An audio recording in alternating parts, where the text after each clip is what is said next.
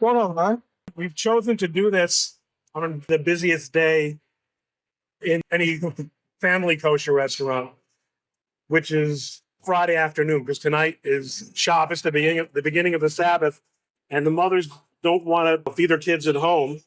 They've probably already got the table set up for the Sabbath meal tonight. So they pick up the kids from school, take everybody to the pizza shop. This is a very nice restaurant. You mentioned when you first came in, this seems to be new.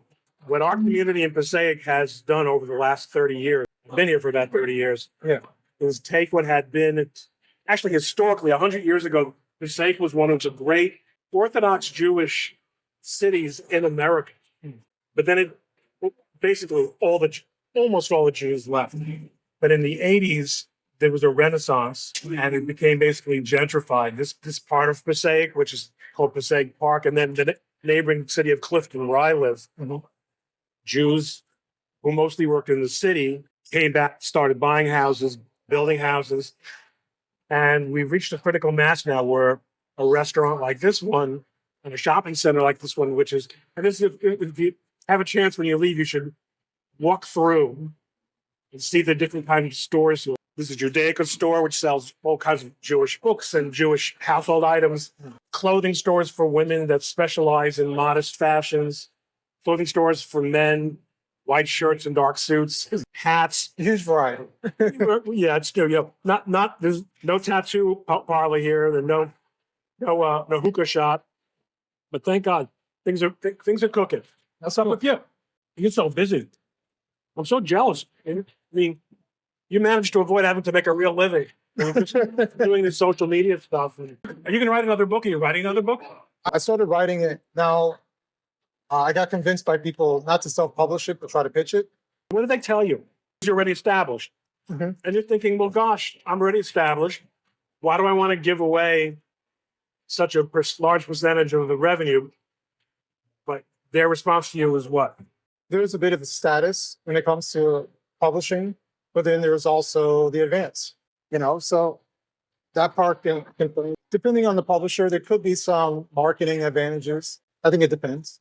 I have an agent who wants me to write a book. Seems Ron Coleman should be full of books.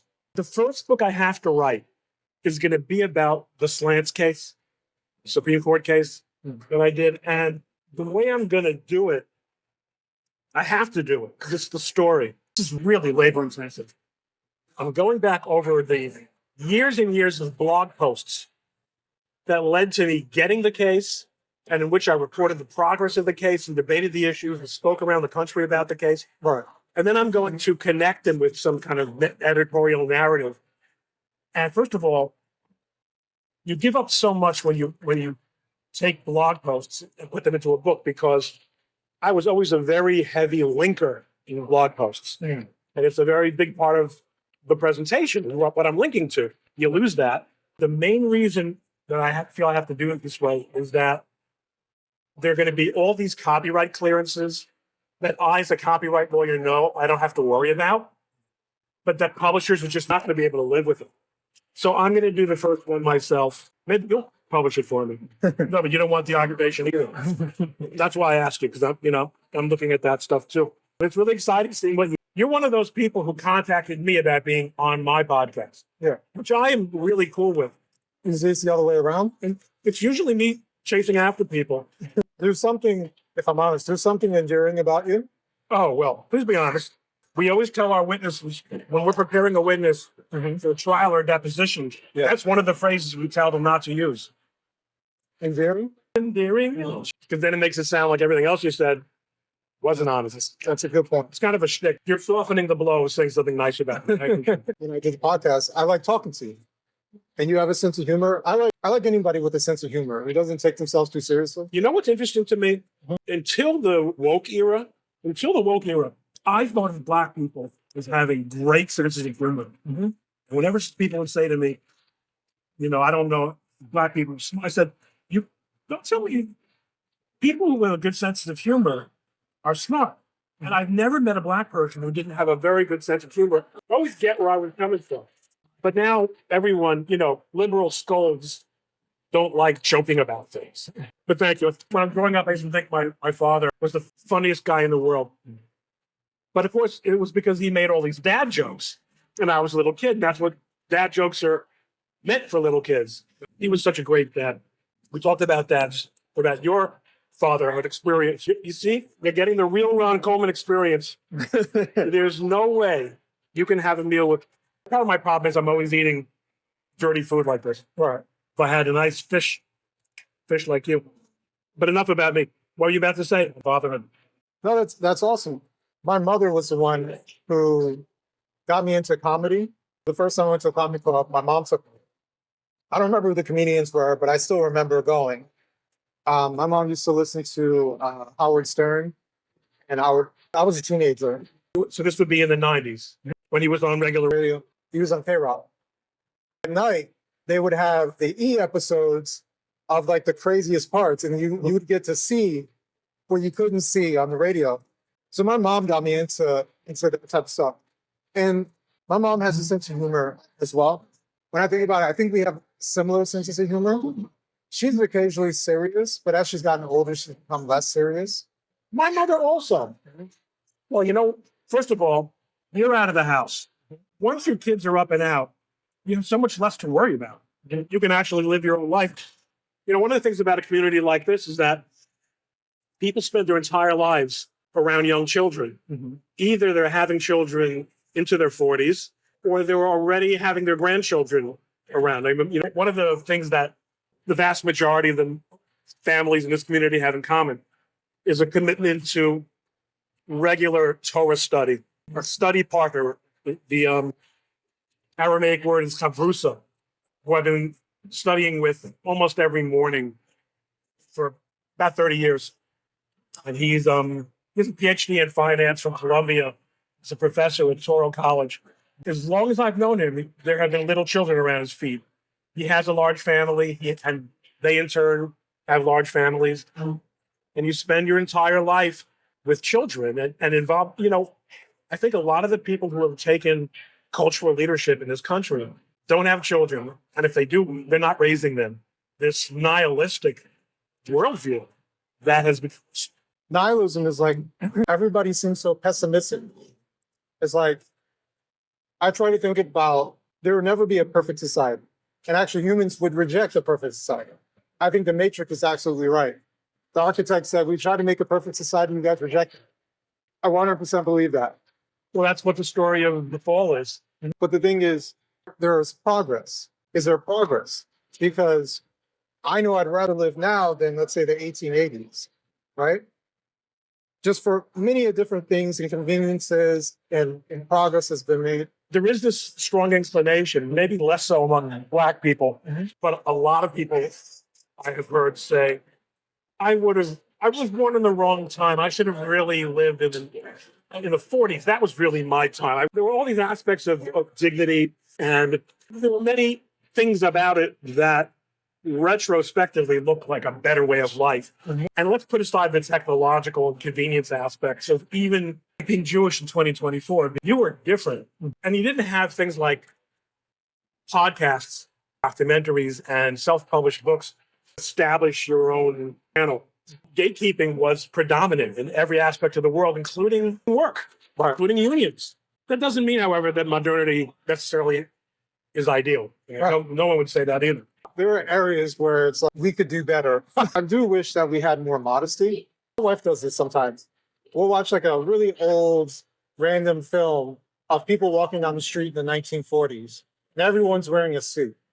It's Ebbets Field, the Brooklyn Bums. They were like the blue-collar baseball team. And people are coming in, and of course, it's a day game, so if you're there, you have to have some excuse, but everyone is wearing the clothes that they would wear to work. Even working class people. This is a topic I've discussed many, many times, including with my friend O.W. Root. He's made a whole brand and channel out of that. People are really missing out. One of the nice things about this community, all the men and women are blessed here. It comes at something of a cost if you're, a sex symbol like me, and you're losing out the opportunity to flash those pecs. I've got to get Instagram traffic other ways, but that's why I wear the tux. I'm very much so allergic to emphasizing the past, even my own past. Like, oh, when I was a kid, everything was so simple. Yeah, because you were a kid. That's why everything was so simple. Everybody did everything for you, you know? For me, that was a long, long time ago. It's funny because I just mentioned O.W. Root.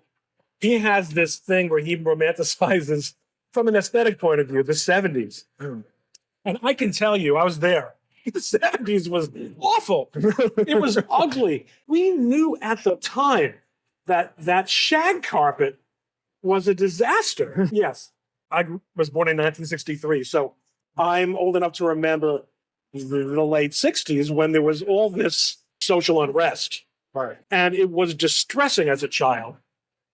You know, the demonstrations and riots, the late 60s. At least you knew in those days that there was an establishment that stood by some set of values, and that maybe everyone who had something to complain about may or may not have been heard, and maybe every violent radical act may or may not have been adequately addressed, but at least someone wanted to. Where we are now, I mean, I'm so glad my youngest children are 25 and twins, because I think raising children, especially in outside of a community like this, in the secular world, which is the vast majority of people, in a time of such vast moral uncertainty, where the government is affirmatively not only part of the problem, but really is the problem, is it's got to be very, very taxing on parents. You have a daughter, Son, a son. he just turned 18 in October. Oh, so he's not a little kid. Even 10 years ago was different from what it is now. Yeah, I agree. My kids grew up with no TV. No, I was raised by TV, Me too. but that was 60s, okay? Romper Room, Captain Kangaroo. People from the New York area will remember the name of Captain Joe McCarthy. But they used to have these shows where there would be some kindly old man who would take on some kind of character, a police, like Officer Joe Bolton. So a policeman, like, you know, authority figures you were meant to trust. Right. And they would ingratiate themselves with the children and present cartoons. And these were cartoons that were made in the 20s and 30s. We were watching some really old stuff, which I didn't appreciate at the time. They were black and white, and it would be like this tinny sounding ragtime music in the background, you know, like these old Popeyes or old Lazy Cat, stuff like that. But by the time, I mean, in this community, it's understood the children, first of all, people don't have TV. I didn't really appreciate how central TVs are in modern life, because in other words, it's the main feature in every house is the large screen TV. And in our house, as you walk in, you see bookshelves with, you know, overwhelmingly, you know, Jewish books. Doesn't make us better. The effect of what we surround ourselves with, I think, does make us better. On the other hand, it's everywhere. I'm able to make references to TV shows I've never seen. The reason I do my own gifts, besides the fact that I'm a ham and, you know, I used to be an actor and it's fun, but I realized I didn't know the actors in the TV shows and movies that a lot of these gifts were coming from. And I didn't necessarily know what associations they came along with. So, oh, just do it myself. You know, you're on, Coleman. I actually like that you do that, as most people don't. No, most people can't. Yeah. It takes a lot of self-confidence, and you have to override your wife's preferences, but it's become kind of a thing. It is fun. But I think you're onto something as far as having books versus a television set. I didn't grow up reading books. I didn't grow up in the cable TV era, per se, because that was a little bit later.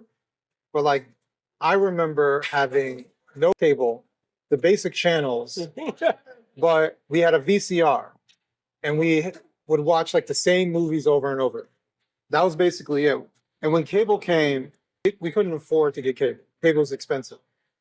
So it was quite a while before cable became like an actual thing that we would routinely get. You didn't grow up in New Jersey, did you? I lived in 4 states before I was 18. Moved to New Jersey when I was in the 8th grade. So I grew up in Brooklyn. I was literally half in Brooklyn, half in New Jersey. You know, there was a network, you know, there was channel 2 for CBS, channel 4 for NBC, channel 7 for ABC. Right. You had Channel 5 and Channel 11, which were independent channel, and there was Channel 13, Yeah. Was You it know, PBS? right? PBS. And then was VHS, which was like Spanish, and like, you couldn't get and nothing. You could hardly get anything. No. And there used to be all these aerials on top of the apartment houses, and everyone had to have his own aerial, unless you were in a fancy building where they had an aerial for the whole. And then had a college roommate who lived in pretty much what we'd call Western Pennsylvania. I don't think it's really that far west, but it's not the Pennsylvania we are most familiar with here in the New York area. The only way you could get TV where he lived was cable. He had cable his whole life, or for many, many years. And I remember visiting him once during a break from school and seeing MTV for the first time. Just astonishing how hypnotic it was. Everybody a music guy. I was a DJ in college. You could just keep watching and watching and watching. And he was a little bit inured to it. But that became everyone's life. Put it that way. Everybody's just sitting back and watching and not doing. Yes, consuming culture as opposed to participating in it. I mean, in the olden days, not everybody could perform. But on the other hand, it used to be that a normal part of middle class and working class life was singing. People would go to bars, taverns, and sing. Someone would sit down at the piano. Someone who was there that night would sit down and they were drinking songs. And people would sing together, except for the Star Spangled Banner, which I guess people still sing at ball games, right? It's really unusual for people to sing together anymore. And at least then when you sang, you were participating in culture to some extent, even if you weren't creating something new. Right. I love singing. I grew up singing. I went to basically like a singing summer camp. I was in choir in college and choir in high school. Sing at the Sabbath table. So songs that were written by early rabbinic figures that are still sung today that celebrate the Sabbath, and just and we sing in our services. I guess in church services people sing, and depending on the denomination. I think just about all of them. How enthusiastically they sing is a different story, but I think just about all of them. I remember back before I became Orthodox, and I could go into a church because we have kind of a strict rule against going into churches. I would attend these ecumenical services at college. Princeton has a gorgeous neo-Gothic chapel. And I remember there would be this kind of responsive, groany singing. Praise the Lord, oh my soul. Like the whoever was leading the service would say a verse and everyone would go, praise the Lord, oh my soul. And I remember it just seemed so plastic to me. But it was ecumenical after all, so that does tend to drain the blood out of with any endeavor. You and I both, between the two of us, we lost almost 100 pounds over the last year, but you lost it even faster. Yeah. You started like 6 months ago, right? I started in April, doing like the basics, cutting out stuff, but I started doing intermittent fasting June. At the 3-month span, I lost somewhere around 40 pounds. At the end of the week, I lose 5 pounds. Like it was just falling off. From intermittent fasting. I was eating healthy, so I wasn't starving. I was eating healthy, eating out, max 4 times a week. So I was doing all the right things in combination. It's like you can't control your food because you're not cooking it. Mitigate it by fasting. We both lost weight. She lost max over 25 pounds. She's a lot smaller than I am, but she fit all her old clothes and she was good. We both decided, friends, we'll wake up, some coffee, because you can drink coffee, black coffee, and we're at the conference, so we're busy. We're not even thinking about eating. And then dinner time comes, then we eat. And we just did that every day. And came home, you lose 2-3 pounds. So we're just finding ways to use fasting as a way to mitigate the weight loss, especially if we were traveling to Memphis and we were in Philadelphia for a conference. So you're saying that for you, the traveling affects the dieting because you don't have control over the food the way you would at home. Yeah, down to the oils. Like you might be, it's chicken or it's fish, but what kind of oils are they using? Because we don't use those oils. Down to like that particular level. How come when I eat that same meal at home, I don't have the same kind of reaction? It's because all these other little things that they're doing in between. So we had a very, very clean diet. We still kind of do, actually. It was about March for me. And I was approached by this guy on Facebook named Yaakov Fine. who was selling. He has a program called Frum Fitness. So Frum is a Yiddish word that means, it's related to the English word prim, meaning proper, right? Prim and proper. Frum means observant, although it's a connotation of thinking of yourself as being better, of being frum. But Frum Fitness, he works with men who are Orthodox and with a special appreciation for our diet challenges and our scheduling challenges because he's Orthodox also. Right. He's an American who lives in Israel. I was over 260 pounds, 5'10". I do have a legit heavy build. My legs are like tree trunks, but this was bad. I felt bad and everything. Just bending down to pick something up. You bigger than I am. I'm 5'11". You're okay. I said, you're right. This is a really key point. So I said, you're right. You're saying is true. I really ought to do it. Let's talk after Passover because Passover is crazy and we have no control over it. He said, no, Ron, I'm going to give you this introductory 3-month. Add another month. This is not like a salesman-y guy. He's like a quiet, very soft spoken. Let's add a month. We're going to start now because right now you're motivated. And let's not add another 5 pounds after it's over. Mm-hmm. And I said, okay, you convinced me. I lost 5 pounds over Passover, and I've lost 40-something pounds. And it's a combination of watching the calories. I always resisted this idea. People would say, "Oh, go to a nutritionist and tell them what you eat every day." I'm very self-conscious. I didn't want to. I'm embarrassed of what I eat every day. I'm not perfect, or especially then. Right. Well, now I can put it into an app, and it keeps track for me, and it also gives me guidance on nutrition, on balance. So the first thing, as you say, you start paying attention to what you're eating, you're going to eat better just by paying attention. And here I had, kind of the privacy, but also he got me to work out, which I've never done in my entire life. I used to enjoy playing sports when I was a teenager, but I was never good at it because just didn't have that kind of body. Now I'm in the gym about 4 times a week, sometimes 3, sometimes 5. And the change has been so phenomenal. How I'm still sleepy all day long.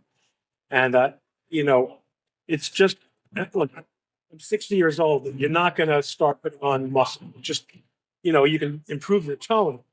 But it is so good for the first time in my life to be in shape. And you talked about, your wife being able to fit into clothes. Mm-hmm. I inherited thousands of dollars worth of stuff that I hadn't been able to wear for many, many years. Some of it is no longer wearable because, people don't wear 3-button suits anymore. All right. But, when you look this good, you can wear your 3-button suit. The NBA guys are so fit. They literally feel like they can wear anything. So that's where their blouses and like weird zipper leather stuff. And they think they look great because, it's that confidence that you have.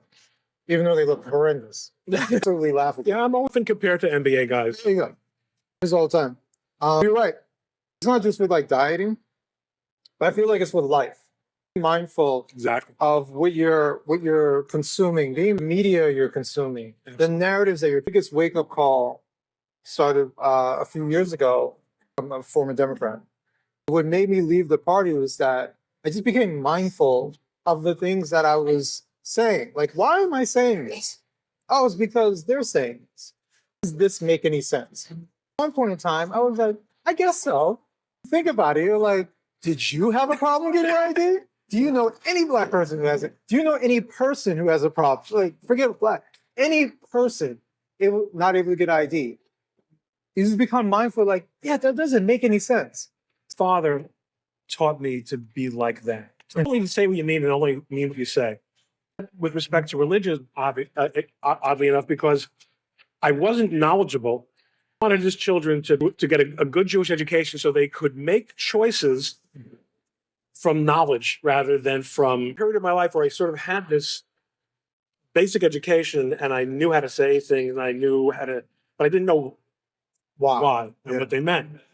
And when I followed it up, I decided that it was meaningful and that it was something that I wanted in my life.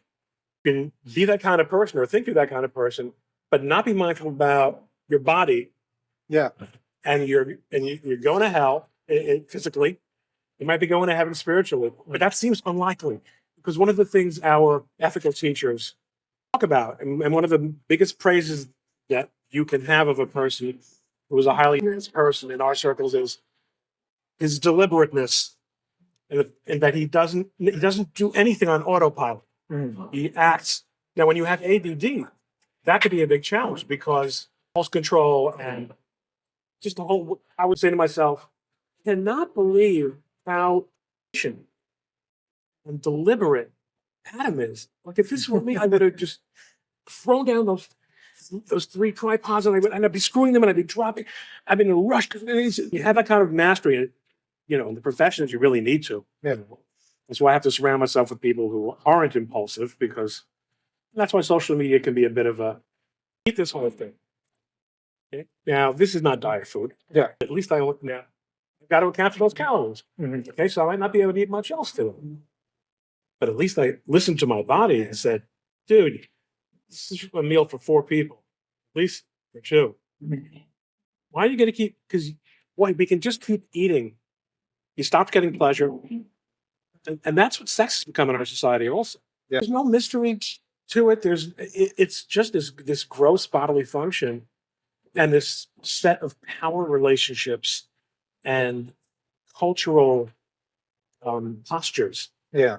What are we going to do, Adam? I mean, all we can do is have lunch and talk about it, I guess, and do our social medias. I mean, you're right. I was with someone today actually, and he was saying how like, without giving too many details about what he was saying, he was saying like he was very suspicious of a particular woman because of how good she is in bed. But I was saying to him like, doing that is easy. Like this isn't rocket science. Being good at it really is like anybody can do it. Like there are complete morons who could be good at it. It just takes effort, to do it. And I feel like there's so many people who use that. They take the mystery out of it. Let's just give it away, right? If they flood the market with it, it's worth nothing. And that's why I think You mean the availability. You don't mean the technique part of it. even just not even like the actual act, but just the enticement. Right. The body. You see everything. Right. There's no mystery whatsoever about what this person looks like or anything like that. And there's something that's very cheap about it. It means nothing anymore. Yeah. Yet so many people hold value over this thing that's been made so cheap. What coin has not been debased in our society? I mean, all the things that concept in Judaism called kedusha, which translates as holiness, but what it really the etymology of the word is held apartedness. Hallowed in a way would be a good way of translating it. So we say, for example, that a woman becomes special. She becomes held apart. Really, it means she becomes betrothed in that man or the other man. What does it mean? She is now held apart for only one man to be her husband. This concept of holding things apart as being better, being separate. Guys like Howard Stern have spent their lives degrading those kinds of concepts. And you get this kind of mentality where people say, what difference does it make to God, this detail, that detail, which can only come from a mentality that has been shaped by an utter lack of familiarity with what divinity means. Because if you accept for purposes of making that back to me, that God created the whole universe and that he could do so and that he does do so, detail, there's no reason any detail should escape him, and there's no reason that anything should not matter to him. Everything matters to him. Right. So once everything matters to him, maybe you begin to think maybe it should matter to us also. And we also look to him for guidance as to what things should be held apart, what things should be separated as special for our own good. Because you as a married man know what a difference it is when you have special relationship with a special person, and there are certain things that are only between you and she. Right. People who are out there all the time, like not particularly human, elevated way, are missing out on that. And the Talmud says that a man has a certain organ that the more it eats, the hungrier it gets. And that's what you have. That these desires are never satiated unless you're mindful. So fascinating. But No, it's okay. Closing time. Chairs are a big feature of Oh, yes. family restaurants. Profound statement, and I agree with that. It kind of reminds me of like You know what's interesting to me? Late in my life, I started reading fiction. Much too late in my life. But some of it better, some of it not so good. And one of the things I started getting into was only serial fiction, like, Horatio Hornblower, and be a Cold War guy growing up as I did in the 70s. And I've been reading all the James Bond books. So James Bond, he has a reputation as a man who sleeps with other men's wives. He readily seduces married women. He's actually looking for love. And in every book, he falls in love, and he wants it to be meaningful to him. And as often as not, the woman leaves him or something like that, and takes that and just focuses on the Playboy part of it, right. and the super seducer kind of part of it. But the entire concept is tongue in cheek. It did reflect this idea that even someone like that needs love, needs meaning, and real relationships in his life. Very grateful that I made the decision as I did after college to become observant and to follow the Torah and to focus on a path that is about meaning and trying to separate things that are meaningless and more. It doesn't mean you can't have fun. Although word in the Hebrew language, in the ancient talk, for the word, there's no fun. The word fun doesn't exist. There is the word simcha, which means joy. Genuine joy that comes, like I'm making a wedding at the end of February. My youngest son, he's younger than his twin by 3 minutes. So leaves us with one unmarried, which is his twin. Real joy. That's expensive too. But it is truly a joy to be able to incur such expenses. Right. And to kind of go back to the need to want to find love, issue lately has been with like feminists and then the red pill guys. Because they want you to deny what's in you, right? They want you to deny that feeling of wanting to find love. And they say, listen, I know you feel this way, but don't listen to yourself. Why? Because men are bad or women are bad. Tell each other that the opposite sex, they're actually sociopaths. and actually, even worse, they tell them in order to succeed in the relationship market, you have to out sociopath the sociopaths. Right. Toxic. It's just toxic way of living. And at the end of the day, no one's happy, right? Because a real class distinction here too, because these people are not speaking to the elite. No. Wax observed, law professor at Penn, who's going through her own political correctness aggravations. Great Amy Wax observed years ago that the vast majority of elite members marry and have children and raise their children in two-parent normal households. They may perpetuate this antisocial toxicity because they think that's what a liberal person will do, but for themselves, they don't choose this way of life. Right. Kind of like when someone says, I wouldn't have an abortion, but I don't want to take that away from someone else. That is certainly a common enough feeling. That also is an issue of accountability. My father used to say that the pill he believed was the turning point in society. But who would dream that you would reach a point where you wouldn't even need the pill because abortion is just as acceptable and presumably convenient? Or you don't want to go there. That's not my topic as such. It looks like it's closing time here. We're getting in the way of the help. But I'm really glad you came out and that we were able to break a little bit of bread together. Yeah. Did you like your fish? It was good. Whenever I have a friend join me for a meal, it's always going to be the kosher restaurant. So I always feel I feel I'm responsible for having brought you here and that I have some stake in how good the food is. So remind me of it. This goes back to way before your time. It used to be that one of the ways you would consume comedy, which we started our conversation with, was through comedy albums. Bob Newhart, Shelley Berman, some of the, Steve Martin when I was growing. And it was always this thing where you put on a comedy record for your friend, and then like you had now this stake in. Are they going to find it funny also? You know? So this is sort of like the comedy record of kosher dining. Yeah. Since we have to also get ready to go, one last question I ask everybody: are you optimistic about the future? Yeah. Thank you. I'm optimistic that she's going to throw our garbage away. Yes. Optimistic about the future. I am just an optimistic person. Thank you. I really articulate a very strong reason for optimism. I think the systems are broken and cannot be repaired. To see how they get better. People are not going to inject faith into their lives. Culture is destroyed.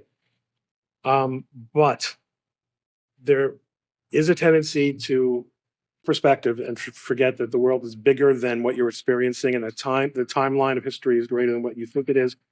There have been ebbs and flows of cultural growth, waning and waxing. Might not be pleasant to the other side, Right. but it does have a purpose at a time under heaven. God, as it says in Ecclesiastes, and I do believe that there's a reason that God is having us see all this. Optimistic, not because of the prospect of Donald Trump getting back into office, frankly, familiar with me and my takes on government and politics, which gratefully we didn't discuss hardly at all today. I don't think there's hardly anything to be optimistic about that, but runs the world. And I lost 40 pounds. I feel great. I'm married to a beautiful woman, and I have 4 beautiful children and many beautiful grandchildren. And like you, bringing up the younger generation and having conversations like this, we just might scratch out something good. Yeah. I'm a optimist in general, but I'm optimistic because of people. Because I know so many good people who are around me, who support me, who I see at a distance, who maybe I don't even know, but I see what they're doing. And outside of the politics space, just regular people that I used to work with, been around. And there's a lot of good people who are out there. And I just think that there's this attempt to make us believe that we're all enemies against each other, that we need a national divorce, right? Because we just can't get along. And I've lived in 5 states, mixed neighborhoods, urban, rural, suburban. People get along. Progress that our country has made. And I say this also as someone who is Black. And I've been in all different types of circles. And the vast majority of the times. He never told me he was Black. the surprise at the end of the movie. Optimistic about the future because I've seen the progress. And I've met so many good people. Even now, just traveling and talking to people, much here. But there's that megaphone of negativity, of nihilism that tells us, no, your eyes are lying, right? And it's right. And they want to engage in this battle constantly. So it's about us and resisting that. Well, that's right. With Michael Malice, the last time I had him on, which is he wrote a book called The White Pill. Not a particularly spiritual guy, at least not in the traditional sense. He's an immigrant from Soviet Union, to remind everybody that good actually does win out over evil. Let it, and if you'll appreciate the freedom and liberty that you have. It's a book that I recommend that everybody should read. Malice, who is really one of the biggest cynics I know, can be that optimistic. We have no excuse. Right. I think we'll take it from there. Thank you so much for having me here. My pleasure.